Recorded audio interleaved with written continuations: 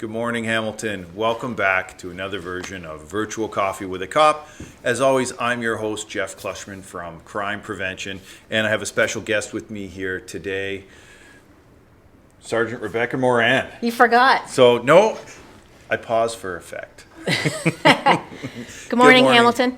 Yeah, so welcome to the show, Rebecca. You have been on the show before. You were on last year, so welcome back. I'm great to have you back, and we have you back. Things have changed a little bit since last year when we spoke. You have a new role.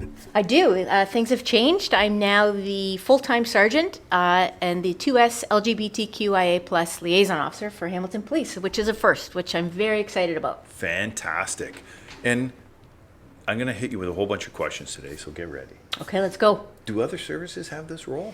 A lot of services do throughout Ontario. Some are in the works. Some have recognized the need for it, which is terrific. They have other liaisons as well, but this is a first in Hamilton, and I'm really proud of the role, and I'm excited. Excellent. A little bit of noise there in the background. I think we got some mice in there making noise. Sorry, everybody. That's great. It's great to hear that things are changing and we're making some advancements. Absolutely. In policing there. And it's great to hear that other services also are trying to make this change, right? So why is this role so important? Well, I think that, it shows diversity, and, internally speaking, a diverse workplace is a better workplace. You just can't deny that. People want to see their employers invest in initiatives like this. And externally, speaking, it's truly demonstrates HPS's commitment to having all voices heard. Yeah, fantastic. So I know this is a new role for you, but describe your role now that it's changed, and what does that encompass? So it's multifaceted. I've been in the role less than a month full time. So I've started, internally speaking, I am helping to put into place our ISNs, our internal support networks. We have a 2S and LGBTQIA plus internal support network. We've had that. We're trying to grow that internally. And also our DI and ISN, which is our diversity and inclusion internal support network. So Hamilton is growing. We're forging ahead. And this is just one piece of that puzzle. Externally speaking, I try and give a personalized touch to the community. I reach out. There's a lot of campaigns underway. I work closely with our EDI specialist, Palajani. EDI is Equity, Diversity, and Inclusion. And also our community relations coordinator, Jazz Dillon. So a lot of initiatives coming down the pipes. We will be conducting a survey with McMaster University. They'll be conducting it. We are going to be looking for, looking to obtain a facilitator to engage with the community so that we can start these conversations that are so important and mean quite a bit to the community as they do with Hamilton Police. Yeah, fantastic. And I know, we talked about this being a new role for you, but you've kind of been in this role already, right? Yes. As a part-time thing, and now they've made it a full-time. So it's not that, it's 3 weeks, you're brand new, That's and right. You're in here, right? You have been already starting to make these relationships Yes. and forge forward with this goal in mind. And it's just as of recent that you've been promoted since last time, right? Yes. So congratulations on that. Thank you. And that now they've put you in this role as a full-time person, so we can really tackle some of these conversations that need to be had, right? Absolutely, and I think that speaks to Hamilton Police's and Chief Bergen and the command staff, Deputy Hamilton and Deputy Diodati. I think that speaks to their commitment to the community and engagement with the community, and that's quite important. Yeah, fantastic. So as we get through, I have a list of questions for you, but as we get through here, if anybody has a question in regards to what Sergeant Moran does or things like that, by all means, type them in, and we will try and get to your questions. We'll try and get everybody answered today. So how do you think this role will help the people in the community? Well, I think when you see somebody like yourself in a police service, and I think that all communities deserve that, you want to see representation, and that's what matters to me, is that the community sees that. They have representation. They have a voice in the police service. And I think that, when you have somebody who comes with lived experience, that makes you more comfortable. So success to me will be if that, helps people come forward and report things to police or even interact, or if they are thinking about applying to HBS, I would really encourage them to apply to Hamilton. The diversity is growing. It's amazing. I brought some information about recruitment, and I would love to see people apply to HBS. We're growing, and we're looking to become more and more diverse. Yeah, and that's good. Oh, we do have a question, so let's pause. Patty's asking, what made you want to do this role? Thanks for the question, Patty. What made me want to do this role is that, I think that, like I said, representation matters. And when you see someone like yourself in the police force or the police service, you're more apt to reach out. If you're a victim of crime, then it makes it more comfortable to reach out to somebody who has that lived experience and can understand some of the nuances. Part of my role is assisting investigators with some of the complexities of investigations. If you look at something like, just an example, if somebody isn't out in their workplace or in their personal life and they become a victim of crime, and this is something that investigators, have to navigate through, I can assist with that, and I can help investigators, navigate that investigation while respecting where that person is, and truly it's to support the victim, and that's just one area. So I think there's a lot of reasons why it's important, but down to the basics, helping victims. Yeah, and I know, you talked about having a diverse workplace and bringing some of these out, to the community. You've been an officer for a long time, right? So we have had some of these diversities throughout our service, but now it seems like we're, bringing it a little more to the forefront to try and assist people specifically, right? Where in the past, you've been an officer for how many years? Just over 10. Just over 10 years, right? So you've been here for 10 years. So now, you're coming out to try and assist the community a little better and a little closer directly, right? So I think that's fantastic. Thank you. Yeah, I'm excited for this role, and I would love to see it grow. I really would love to see more people apply to HBS who are, representative of the diversity of the city, because it really is a great diverse city, and we're an inclusive workplace. So yeah, for sure. So, you brought up the job, right? Yep. Somebody looking to apply here, what should they look for, or what suggestions do you have for them into coming in? I think they need to contact a recruiter, and in fact, it just so happens that tonight there is a information session. I've printed this off. I'm not a recruiter. I got some information, and they are excited about this initiative. They want you to know that they're having a information session tonight, which is beautiful timing. It is via Zoom. It's from 4:30 to 6, and anybody who's interested, they can email recruiting@hamiltonpolice.on.ca. They will answer all your questions. They'll let you know exactly what you need to do.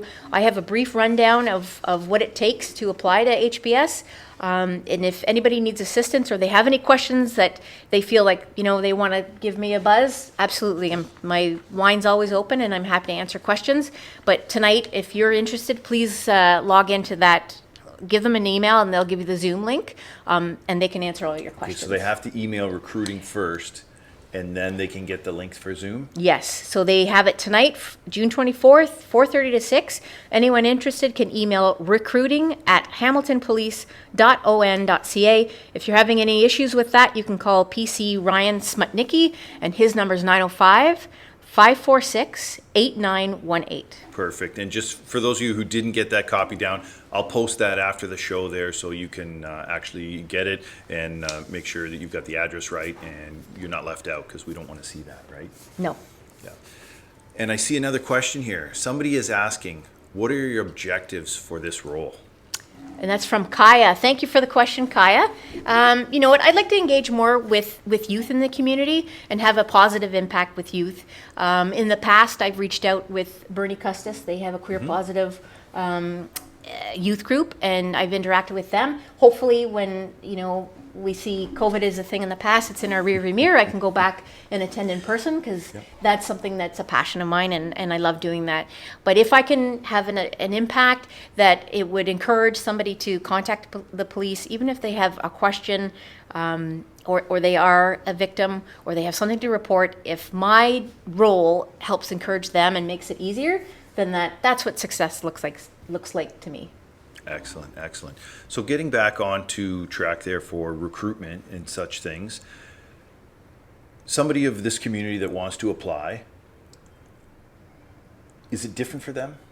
Absolutely not. No. Okay, good. Nope, not at all. Yeah. It's a standardized recruitment. You have to, first to apply, you have to go get your OACP certificate. That's the Ontario Association of Chiefs of Police. You have to get that certificate before you can apply to any police service in Ontario. And that's standardized. So that's going to cost about $250. It's aptitude testing. Applicants will then be responsible to complete a hearing and vision test through their doctor. And then they have to complete and log a 2-week fitness test, and then as you accomplish these things, you proceed to the next round of the hiring process. Excellent, excellent. And of course, specific questions in regards to hiring, if somebody has them, they can send them through. I did spend some time last year in recruiting. That's right. There for a few months. Yeah, so I have a pretty good knowledge of how that process works. But if you do have specific questions, you can send them always to our recruiting branch. You can find them through the Hamilton Police webpage or contacting them via phone, or tonight if you want to log on to their Zoom link there. I feel like you should be answering the questions then. So, what's the one message you want to get out to the community? That representation matters, that this role matters, and that they have a voice in the police service. That's important to me. Excellent, excellent. And I guess, I'm going to ask you with that, right, and given COVID, how are we going to do that? Well, I think we'll put up my email at the end of this. Anybody can contact me. I have a direct line. You can give me a call if you have any questions. I'm very accessible. I'm willing to meet anybody for coffee with a cop in person. Yep. As long as we maintain, Yeah. One day we're looking to get back there. Absolutely. But I'll come out and meet people in the community if they want. If they don't feel safe coming to the police station, I totally understand that. I'll come in plain clothes. I will make that happen, and I will meet them. Respecting COVID rules and public health guidelines. But I would love to get out and meet more people. Yeah, that's good. Thank you for that. I'm sure a lot of people, being a police officer and just dealing with the public in general, they don't always feel comfortable talking to police or coming to the station. So it's nice that you're willing to do what needs to be done there to get out there and make those contacts and start that conversation. So it's a new role. So what are some of your goals that you hope to accomplish in this role? And I know it's a big role, it's a new role, maybe short term. Well, short term, we're going to get the survey launched, and we're going to be looking for a facilitator. If I can increase, connecting with the community, with youth, then that's a huge goal, and that's success to me. I think long term, it would be, with our policies and procedures in-house, internally speaking. Externally, it would just be to become more visible and highly accessible, that I'm not difficult to reach, and that every day I review, I review our divisional logs, which have, the calls for service and reports that go in, and anybody from within the 2S and LGBTQIA plus community, I try and make a personalized connection, either in person or at least, give them a call to let them know that, I'm aware of this, and just to let them know that they're supported. Yeah, fantastic. And, just a side note to that, right? For anybody out there in this community or others, if you have an immediate need for police, please call 911. Sergeant Moran here isn't 911, right? So if you have a question or a concern, by all means call her. But if you have an immediate need for police, please call 911 and get that help right away. So I see somebody's asking for the camera to be a little closer. I'd love to do that, but because of COVID rules, we have to keep a certain distance. You can see we've got a different setup here, different microphones, so we're looking, but we are covering a distance here, so the camera has to be back to catch us all in there, unfortunately. You don't want that, Chef Diana. Trust me. Yes. So somebody's asking, how many uniform officers do the service plan to hire this year? That's a good question. That changes every year, and that is based on the amount that the Ontario Police College will allow us to hire. So that might be a good question for recruiters tonight if you want to log on, because that value changes. I couldn't tell you. In years past, it could be anywhere from 15 to 60 people, so the swing can be quite large. But if you want to send a message to one of our recruiters or log on to the Zoom meeting tonight, they may have some new and updated numbers. Obviously, there's going to be a class going quite soon, the end of August, so the numbers may have changed. I think we got one from Yabba Dabba Doo 07. That's a great name. Yeah, so here's a good question. So what LGBTQ training is there? Is there a refresher course for officers like there is yearly for firearms training? So in the past, we've had training from external parties coming in, and this year I will be giving the yearly training to officers throughout the service. That's everybody, actually, civilian and sworn employees, all our members, and that's going to be an initiative that's going to carry through for the next few years. It's going to be a regular part. Our EDI specialist, Equity, Diversity, and Inclusion specialist, she is going to be sort of heading that up, making sure that we are receiving the appropriate training and that becomes standardized within our training. And is that going to be part of our yearly block training then? It is this year, yeah. I've started to give the training to the new recruits coming back from the college. I'll be going in Excellent. July, actually, for the new recruits. And then I'll be giving it to the general membership, civilian and sworn, starting in September. That's when our block training starts. It's our yearly training. Every officer receives it. Every civilian member receives it as well. So I've got some training I'm going to deliver, and hopefully I've made it light and fun. Yeah, that's fantastic. And, for those of you out there that don't know, yearly we go through training, and training is everything from fitness and firearms training to in-class learning about different laws, new laws, mental health, and now we're adding, an LGBTQ component to it, which I think is fantastic, right? And we're always trying to better ourselves, and hopefully that continues right through, and we can constantly learn and grow from this. Absolutely. So, how's it been the last few weeks? It's good. I've hit the ground running. I'm coming out of a job where I was working shift work, so working 8 to 4. I haven't done that. I've been in emergency services. I was a paramedic prior to this. So in 22 years, I have not worked a day job. So Monday mornings, Big change. Monday mornings are a bit rough for Rebecca, but I'm enjoying it. I love it. This being full time in this role. And I think the chief sees the value in this, is that I'm easy, I'm just accessible, and I can devote a lot more time, and that's important, and it's important to Hamiltonians, so I'm excited about that, and I'm thrilled that he sees the value in that as well. Yes.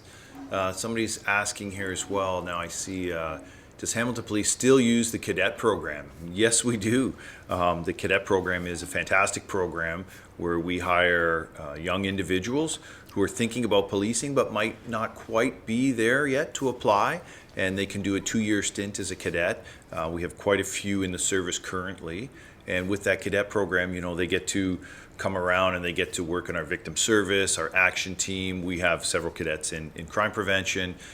They get to go to frontline patrol, work the desk, get a good overall view of the police service. And through that, usually they try and make an application and try and apply to become an officer because they see how exciting of a job it is. It's a great job. I just want to say, Burlington Wi-Fi, I see your question, and I would like to answer you. I don't have those. I don't have the answers with me. If you contact me after this, then I'd be more than happy to speak with you about that. I don't want you to think I'm ignoring, because I've seen the name pop up a few times. So please contact me after this. Yeah, and somebody's asking, how do we contact you? Is it a different number than your last? Congrats on the promotion. There you go. You follow me, but you've changed your screen name. Okay, so we will post all of that information out there. And I think that was Yabba Dabba Doo. So just look for the post after the show. We'll obviously post a copy of this video, and then I'll also have another post with some contact names. So I'll put in there recruiting contact information and Sgt Moran's contact information, email and phone, if that's good with you. And if anybody wants to get in contact with her after, if you don't feel comfortable asking a question in today's format, by all means, contact her afterwards, and I'm sure she'd be happy to talk to you about there. And now somebody's back to the cadet program there. What is the age recommendation for cadets? Is it 18 to 24? Yes, it is actually. It is under 25. Once you hit 25, we don't accept you as a cadet anymore. As I said, it's a program for those who are maybe coming out of college or university and thinking about policing and want to get their feet wet and get a little more information or get a little more experience, right? They don't have any work experience yet. That's going to give them tons of that. So it is that age group. Thank you for that question. That's a great program. It's fantastic. It gives you a nice snapshot into policing. It does, Gives you a yeah. lot of experience and gives you a lot of experience to provide when you Yep. go through the process, because the process can be, it's a bit daunting if you've never been through the process. There's a lot of steps to it, and when you get to the behavioral interview, they're asking you questions and they want experience. And if you're in the cadet program, you are right in You the thick gain of a it. lot of those competencies coming through that cadet Absolutely. program for sure, because And- your firsthand knowledge. Absolutely. And Hamilton is such a fun city to work in. You get a little bit of everything. So I would encourage anybody who's, thinking about becoming a cadet, and you're, is it Dell Thompson, 97?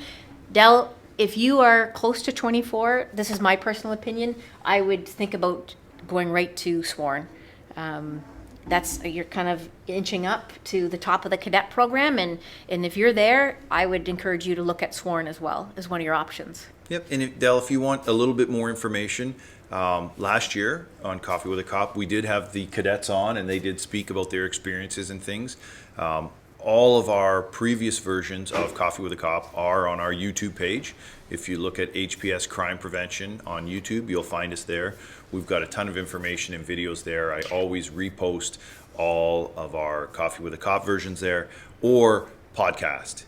We have launched everything into a podcast, so you can go back and watch previous shows and things like that. So go to your local podcast downloader and look for us there. You'll find us. Burlington Wi-Fi, I love you. You just keep throwing the questions. That's awesome. Do you ever use LGBT media to recruit? So the recruiting portion that we've started, this is new. I've been full-time in the role for, I think we're going into week 3. One of the websites that I go to frequently is queerevents.ca. I would like to look at initiating some recruitment in terms of hitting specialty areas and media places. I haven't had the time to look into it, but I certainly will. And you sound like you're pretty savvy, so I would love to speak with you about that. Fantastic. So, Rebecca, we're getting almost to the end of the show here. Ooh. Yeah, I know it's been a quick half hour, right? It has.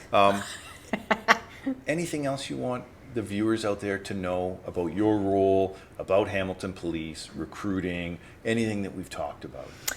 I am the 2S and LGBTQIA plus liaison officer, but I'm also a sworn officer. I come with, investigative background.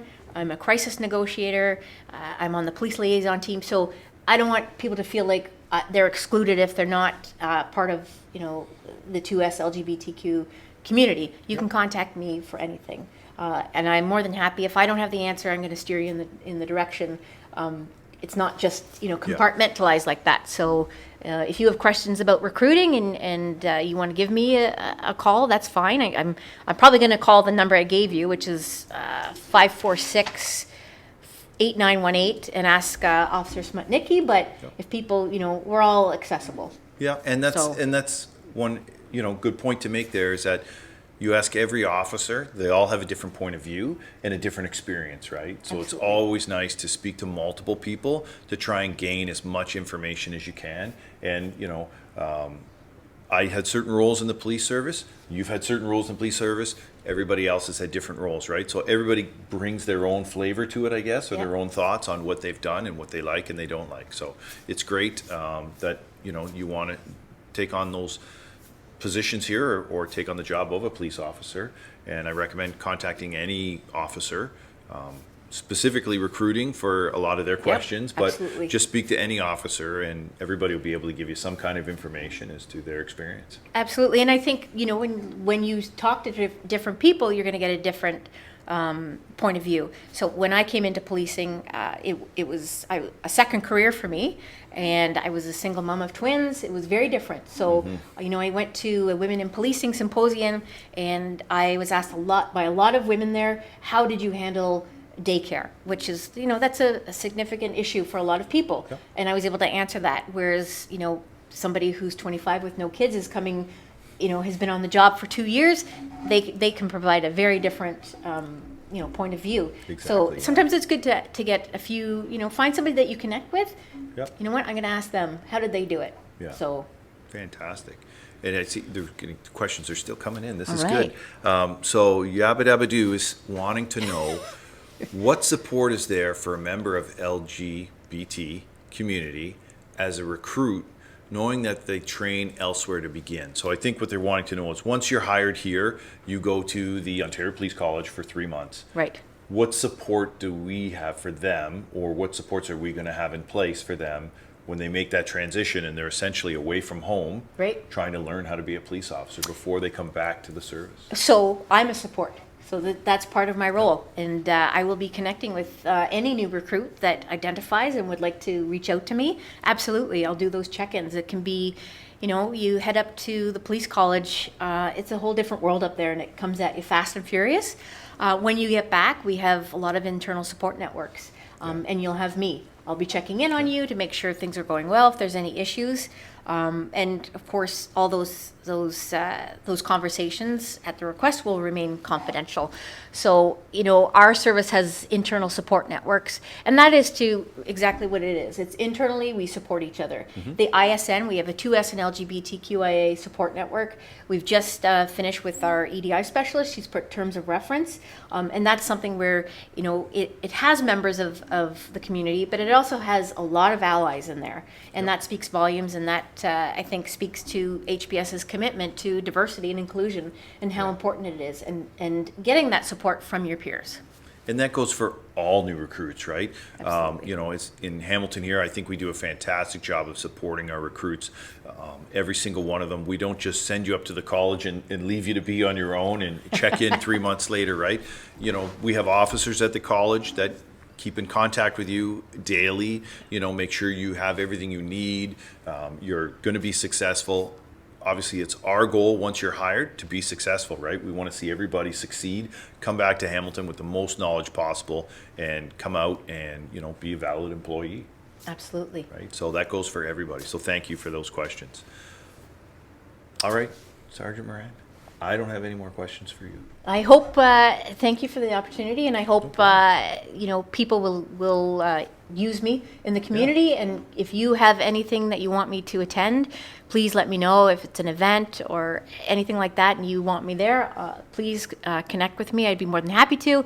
And, individuals in the community, if they want to reach out and meet for coffee or just have a chat on the phone, if they have issues within the community that they want to discuss, I am more than happy to speak with them. So please call me or email me. I'm more than happy to connect. Excellent. And thank you for being on the show again. Thank you. Two-timer now. This is fantastic. And I'm excited to see, how things change in your role and, how the service is going to change. It's nice to see some progression here and see how things are developing, as the world changes. Absolutely. So- I've got a great superintendent, Trina McSween, and Michelle Wiley, our inspector, who, diversity and inclusion are big things for them. So it's awesome, as for the chief and the deputies. So Yeah, fantastic. awesome. Well, thank you. Thank Thank you, Hamilton, for checking in and logging in for another version of Virtual Coffee with a Cop.